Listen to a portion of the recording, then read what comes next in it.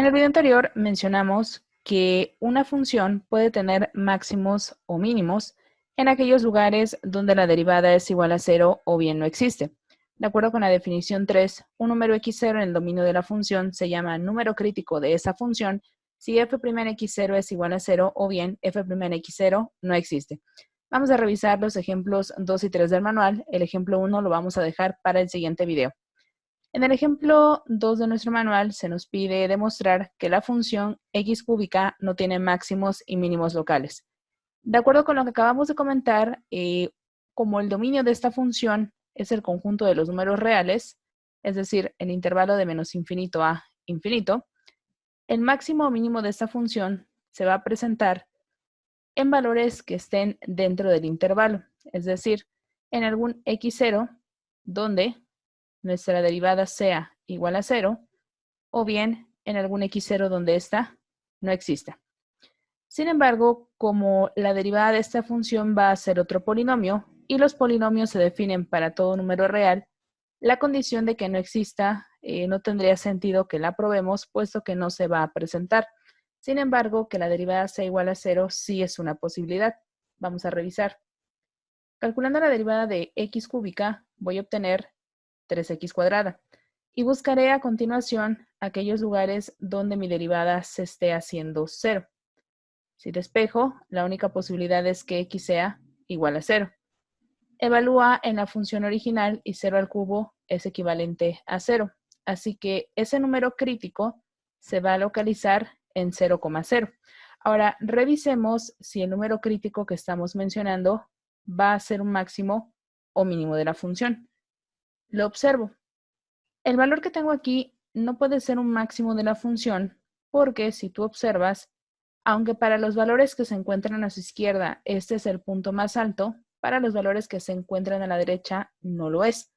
Tampoco puede ser un mínimo de la función porque para los valores que están a su izquierda esto representa el punto más alto, pero para los que se encuentran a la derecha sucede que es el punto más bajo. Para que se cumpla la definición de máximo o mínimo local, debe suceder que en aquel x0, f' de x0 debe ser menor o igual que f de x para que se considere un mínimo, o deberá ser mayor o igual que f de x para que se considere un máximo, donde x pues, es un valor que pertenece al intervalo donde estamos definiendo la función, en este caso, este intervalo. Como no se cumple ninguna de estas desigualdades, porque ni es el punto más alto ni es el punto más bajo, significará que la función, aunque posee un número crítico, no posee un máximo o mínimo local. Veamos el ejemplo 3. En el ejemplo 3 se nos pide determinar los números críticos de la función dada. Recuerda que los números críticos de la función, de acuerdo con la definición 3, van a ser aquellos donde tu derivada sea igual a 0 o bien donde tu derivada no existe. Para que yo pueda buscar a esos valores, voy a requerir conocer primero la derivada de la función. Así que vamos a proceder a calcularla. Observa que es un producto y al ser un producto, pues vas a aplicar la regla que corresponde y tendrás x más 5, todo esto al cuadrado, por la derivada de esta expresión. Recuerda que la raíz cúbica de x menos 4 equivale a x menos 4 elevado a la 1/3. Aplico regla de la cadena y su derivada es 1/3 por x menos 4 que a la 1/3 menos 3/3 pasan a ser menos 2/3. Por la derivada de lo que está dentro de los paréntesis que es 1, ya no lo escribimos porque 1 por 1/3 es 1/3. Todo esto más la raíz cúbica de x menos 4 que va a multiplicar a la derivada de esta expresión. Nuevamente, regla de la cadena, la aplico y obtengo 2 por x más 5, que a la 2 menos 1 se hace 1 por la derivada de lo que está dentro que es 1. Para que nosotros podamos facilitar el proceso de búsqueda de estos valores, vamos a simplificar un poco la expresión. Si tú la reescribes, esto pasaría a ser x más 5 al cuadrado sobre 3 por x menos 4 elevado a la 2/3. Y todo esto más 2 que multiplica a x más 5 por la raíz cúbica de x menos 4. Vamos a proceder a realizar la suma de fracciones. En este caso tengo el denominador que es 1 y procedo a operar.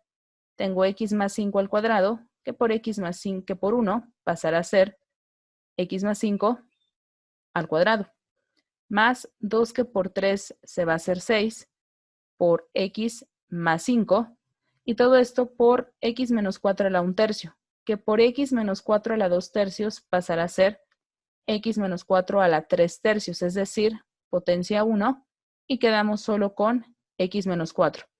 Todo esto entre 3, que multiplica a x menos 4 a la 2 tercios. Observa que en el numerador tienes un factor común, que es x más 5.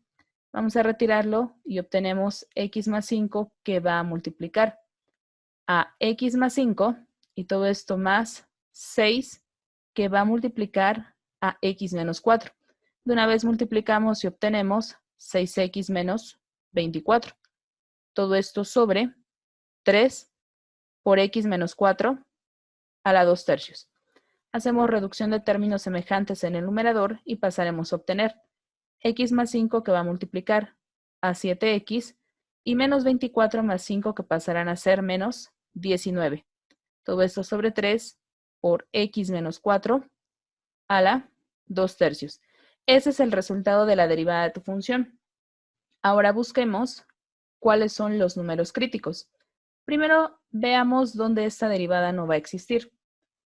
Para que esta derivada no exista, sería necesario que el denominador se haga 0.